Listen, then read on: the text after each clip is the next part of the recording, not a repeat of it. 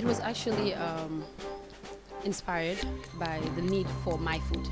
I am a food lover and I eat a lot.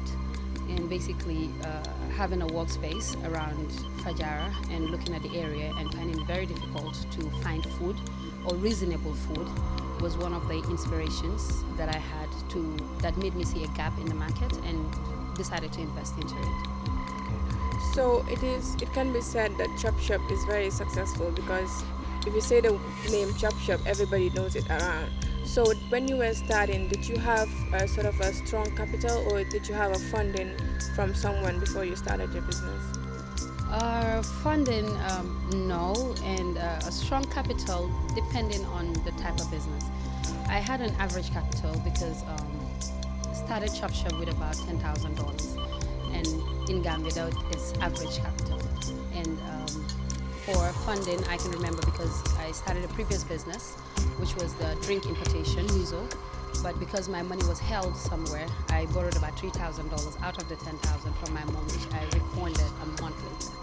Yes, but then basically financed by myself. So what advice would you give to startups who are trying to start their businesses, but they feel like they need to have a certain amount of money before they can actually start what they want to do? The advice I would give is Gambia is a growing market. And in a growing market, there are a lot of opportunities. And with these opportunities, it's just to find out the right space or the right gap to enter into. For example, there's a lot of businesses, like personally as a business person, I go around and I see a lot of business opportunities.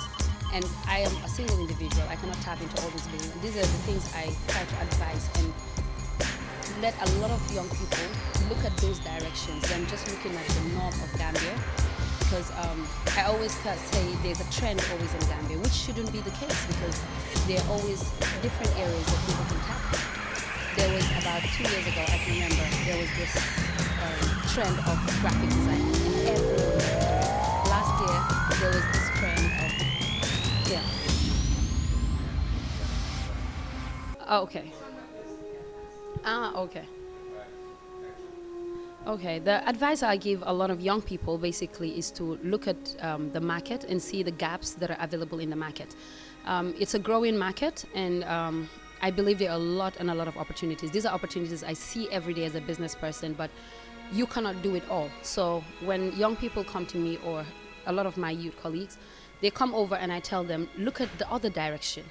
I don't want us to follow a trend, because talking about trend, about 2 years ago, there's this discussion that there's a graphic designing trend. Everyone got into it. So it's like anyone who wants to do business, because 1-2 people are successful in it, it becomes a trend.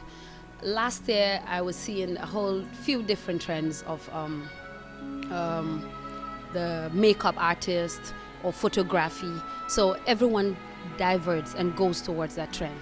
And the food, when the Yep idea started and people are getting trainings, I believe a lot of them, because mostly they don't have a skill, they see food as the easiest direction to go, because we were all trained from a young age as girls, especially. That's why you see a lot of girls getting into the catering aspect. But what side of catering are you getting into? What side of agriculture are you getting into? So there's a lot of gaps, I believe, that we can all tap into this market. And there are a lot of people complain, youths will complain, they're big players in this market. But look at Gambia right now. We have Shell before, we had Total, but what is Atlas doing? You understand, there are good Gambian brands that have come to compete with these foreign brands that have gotten into the country, and basically they're doing well. They're doing very well. So I'll just say that they need to make that sacrifice. If in business, it's either you go all the way or you don't. So if it's something the youth want to do, if it's something that you're passionate about, give it your all and you'll succeed, definitely. So, as a young lady starting your business, like some years ago, did you have any sort of things that were hindering you or any constraints that you might have encountered on the way? Yes, some of the biggest constraints, I'll say they are constraints. When people talk about challenges, I try to run away from that, because business challenges are challenges all over the world. I keep saying if it was easy, everyone would have gotten into it. And you have to face it. Even if you have to cook, to get a nice meal, you have to go through all the challenge from getting the right ingredients from the market coming. So those are the challenges. They're part of the business. They're part of what you're doing. But when it comes to some of the things that I feel they're challenges, has more to do with supplies. Your suppliers. These are one of the biggest issues we go through. You cannot, as a business or as a restaurant, you cannot change your pricing every single day. It shows a lot of inconsistency. Today you go to the market, you have a whole menu, and they tell you there's no chicken in the country. And it's very unfortunate. Or there's no chips. It has happened last month, and I know a business that just added that had to close down for 10 days because there are no simple things like fries.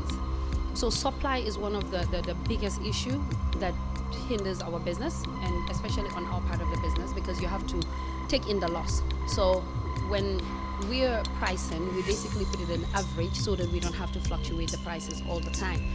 But that is one of the big challenge, and that is also a challenge because the industry, that supply industry of food items, is dominated by foreigners as well. So they can decide to want to hot prices or do anything, and they have the right, or they can communicate and do that. So these are part of the challenges we have on that aspect. And on the human resource aspect, like I mentioned, it's a cultural issue. I think people have to see, I think it has to come from the school system, the education system, growing up, that work is pride. We take laziness and sitting and someone doing for us. You always hear it, people talking about, it's my uncle and get out. My uncle is out doing something, and it's a pride, and it shouldn't be a pride. And I think we have to have that. When you go even to our neighbors in Senegal, a taxi driver will tell you, I cannot let my mom feed me at the age of 20. Even if it means I'm going to do taxiing or I'm going to do apprenticeship or anything else, but then it's pride, which means it comes from the grassroots coming up. And I think this is something that we need to pay attention if we have to grow and the young ones have to get into business and grow.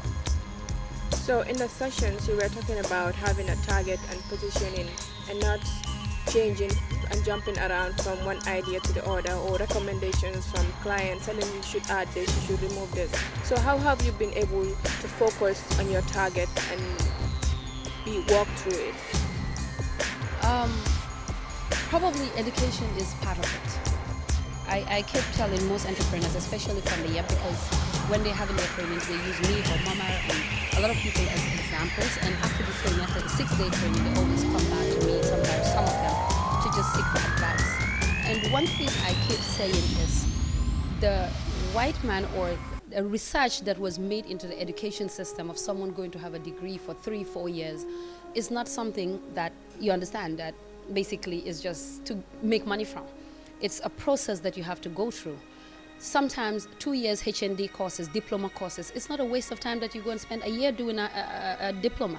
But basically, it's because you cannot train someone a whole entrepreneurship in 6 days. It's difficult for them to just start, because there are certain things like positioning your business, which you have to do in marketing and strategic planning. And you cannot teach, the space is not there for all of them to know all these things in depth. So some entrepreneurs are not born with it, or they were raised in a family of entrepreneurship to know all of these things. It's difficult for 6 days to actually give you that. So with the positioning, I think this is the problem that a lot of them will have. They will come out from the training, okay, I've had an idea during the training, and they start it. But starting it, they don't believe in it. It's more of a making money venture, not a branding or a legacy they want to leave. And I think this is the important aspect. And I've seen a few businesses close just this past 2-3 years, just because of that, because they positioned their market well. They started, and I believe it was a great concept.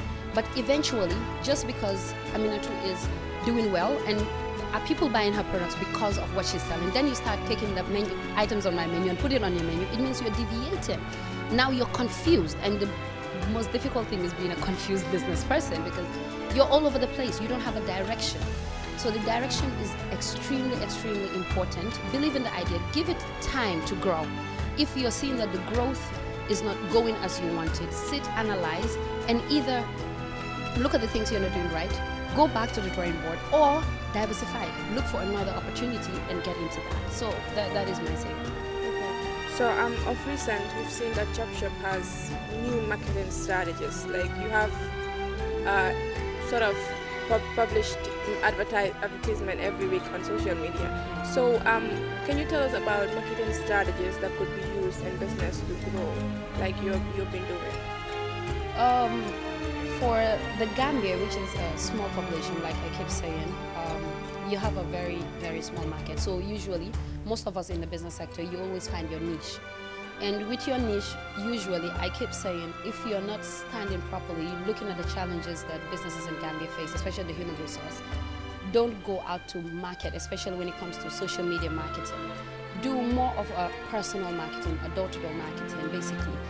I can remember when Chop Shop started, I was so scared of marketing online. So I didn't have that presence because I didn't know whether I would be able to handle the customer base coming in when I have not even mastered my art. So it was more of people that I knew, let them try the food, let the marketing go from word of mouth, and I think that has been the strength for Chop Shop. I let my marketing be basically with my salespeople, let them make sure they're friendly. A lot of people will come and tell me, like, where do you get your staff? It's difficult, but I make sure the people that are at the counter communicating with staff and all, they're at least knowledgeable, they know their products, they're friendly. That customer service is there. That is the most important aspect. Instead of going all out, I've recently seen businesses open and close and open and close again, but the reason is because you have gone out too early. I think working on the business grassroots, getting to master what you're doing is one of the most important aspects. Eventually, when you have a system in place, then it's easy. I think 2 years ago, I was able now to travel, or 3 years ago, to travel, go get machinery, to now make Chop Shop not just a restaurant, but a restaurant with a system, an operational system, which I've seen McDonald's do, or KFC, and all these big brands like Burger King. And basically now, that's the reason why we can market, because if we get orders, sometimes we get 4 corporate orders at the same time, and these orders, if accumulated together, comes to about 200 and something orders, for example. And we're not even scared of making it within the next 3 hours because there's already a system, there's the stock management, all of that is in place. So now it's easy for us to go online and look at a bigger customer base. And I think that is important when it comes to marketing. Okay. So finally, as a successful businesswoman, what do you do to empower people who are just starting up their businesses? For the empowering, it happens with the type of business you're doing. For example, currently, the lady I mentioned during the session we were having, I am actually guiding her towards everything she's doing. And basically, there's a financial commitment as well to assist her to start somewhere where she has to come up with 60% of the fund while I come up with the 40. So these are some of the things, because although she's coming into my sector, but we're not targeting the same people, basically. And I've guided her, she's gone to KMC, because looking at the capital that she has, it's not fair to actually just load the person with a huge capital whilst they cannot do. So the guidance is the most important aspect. And she's gone to KMC, KMC have identified, I've gotten her links with Diaper to just get a space, because that's the first thing. So that guidance is one of the things that from my end that I do a lot, because most of the people from Yep come over to ask these questions and find a direction in all these ways. But I believe there should be not an association, but I keep saying it's more of a Jews attitude, whereby us Gambians, the market where I am in, it's a huge market, and it is still dominated by foreigners. So it is a market that, for example, you see me, come and open a fine dining. We had Nubian, we had Haratu, who has been running the fine dining and been competing with Seychelles, Butchers and all of that, and she's been there for years. So it's not like there's still not a gap there. So we still need to fill up these gaps. We still need to cohesively work together. And I think that is very, very, very important. Yeah. So thank you very much. Thank you.